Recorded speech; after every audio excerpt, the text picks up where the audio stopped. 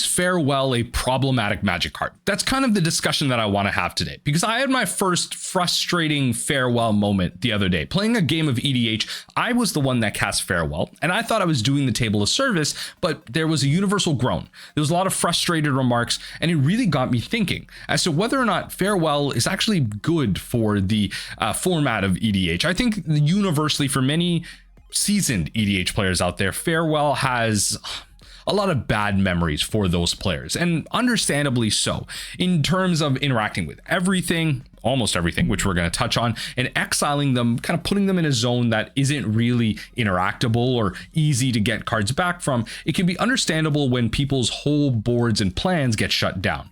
And in this case, I actually cast Farewell for all 4 modes. I exiled all creatures, graveyards, artifacts, and enchantments. Now, I'm actually really curious. Let me know in the comment section down below, how many times have you actually cast Farewell for all 4 modes? Well, in terms of like a total amount of times you cast percentage wise, let me know in the comments. Do you think you cast like Farewell for all 4 modes 50% of the time, 20% of the time? Heck, do you bring it up to like 90% of the time? Because I know the majority of the time for myself, I'm casting it for like 2+. Very rarely am I casting it for 1. 2+ usually being like creatures and then artifacts. And then in niche cases, you hit the graveyards for those reanimation players or those mill players, and more so in my pod. But you can also hit the enchantment players, because sometimes, you're playing against 2 blue players and they both got Rhystic Studies out, and that's getting a little too ridiculous. So you need to hit them with that mode too. In this specific case, I was playing Group Hug. I was playing it with a lower power table where these pods tend to not play too much single target removal, any type of counter interaction to the pieces that you're playing. And so it's really like one and done. They work with hyper synergies. They work around a lot of combos or multi-card combos with your commander, and they want to build engines, creating a bunch of 1/1s, creating a bunch of food tokens, whatever it might be.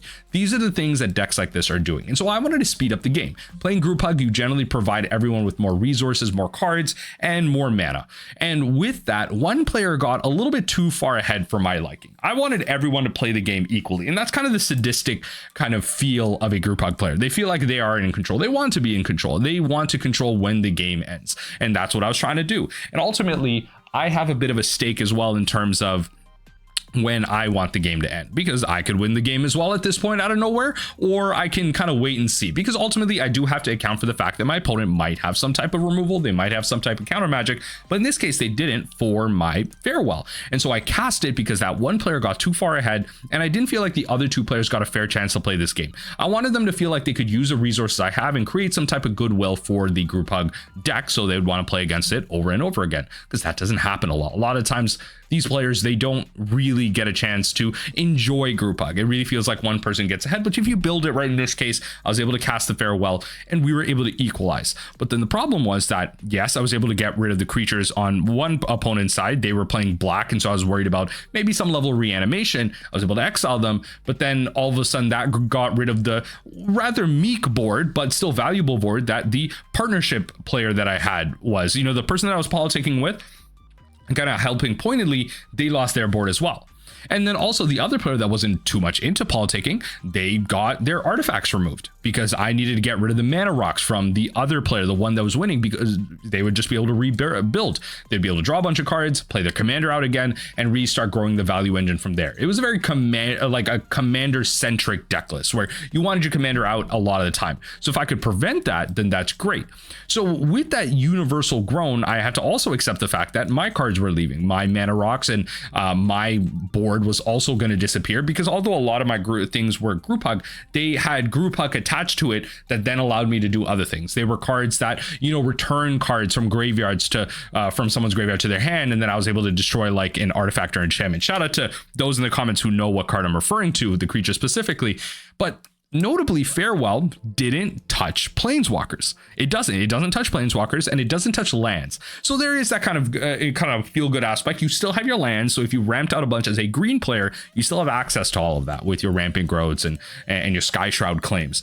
But for me specifically, I build my Group Hug deck as a kind of Planeswalker deck. It's not necessarily Super Friends or Pillow Fort, but I like the angle of gaining advantage from the Planeswalkers because it creates goodwill. I play Planeswalkers that don't necessarily have like the craziest abilities or anything like that. And so the ultimates can go off and nothing really crazy is happening. And so it creates that sense of goodwill. But then the players saw like, hey, wait, you exiled everything and you left us with you left yourself with your Planeswalkers. That's not fair.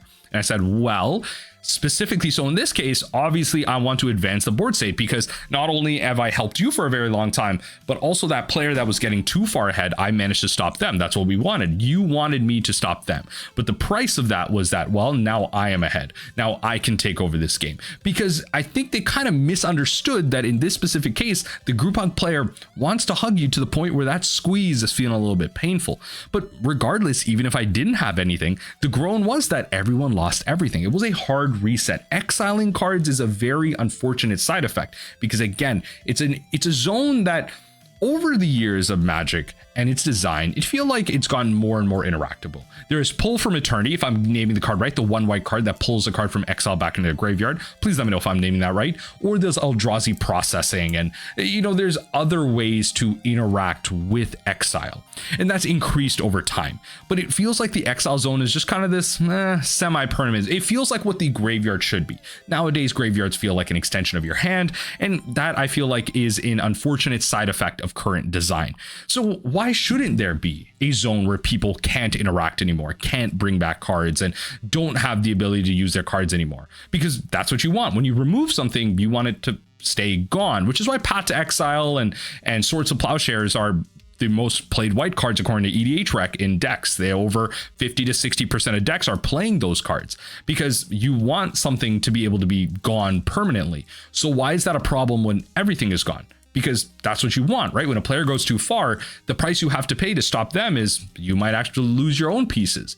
And I think just not being able to get your own cards is a thing that a lot of casual players have a lot of frustration with. It's kind of why the land destruction thing doesn't feel great in a pod of EDH, because now no one can play their cards. But Farewell doesn't do that. It doesn't get rid of your lands. You still have those resources if you ramped out. And Farewell, again, doesn't get rid of your Planeswalkers, but Planeswalkers are a little bit more of a niche subtype of card. Not a lot of people are playing Planeswalkers, in my opinion, unless you're specifically dedicating yourself to a Super Friends or Pillow Fort style of deck where you're constantly gaining value from these. Otherwise, you're playing the Planeswalkers for like a +1, a -2, or a 0 that immediately like hyper synergizes with your deck or is a combo piece.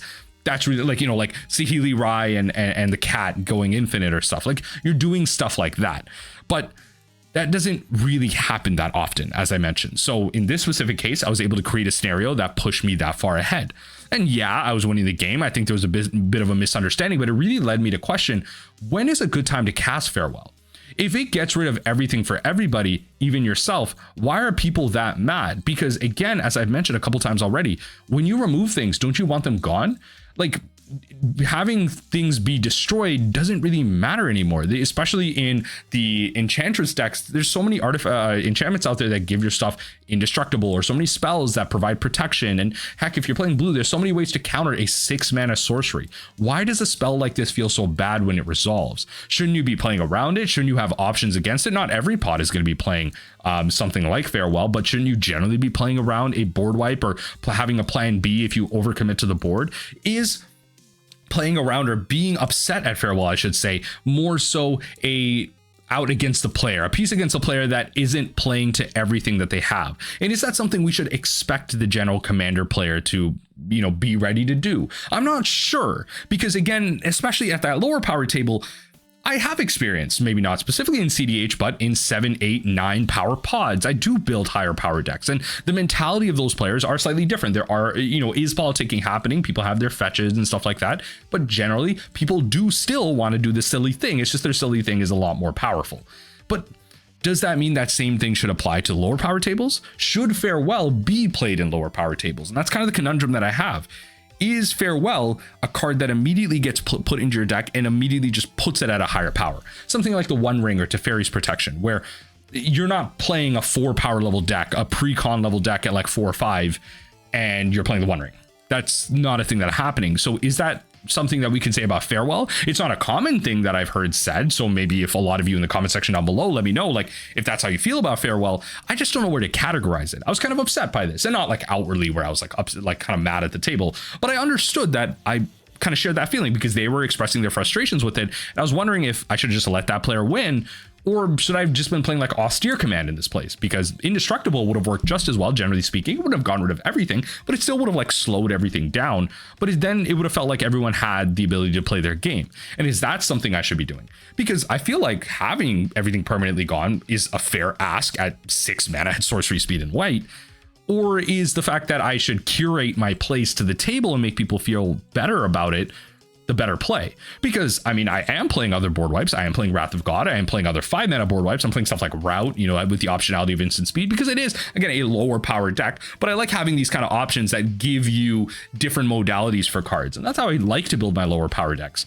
And in this case, should I just drop Farewell? Is it too powerful? Is Farewell a problem in EDH? I don't know. Like, I kind of just wanted to talk out this situation that I came across the other day and just really leave it up to you. Talk through all my points that I was thinking about and just really try and get a community response as to, is Farewell actually a problem in EDH? Or is it just further, I don't know, just further blown up by casual pods or people that aren't ready, people that don't play interaction? Is the problem the card or the player? Let me know in the comment section down below.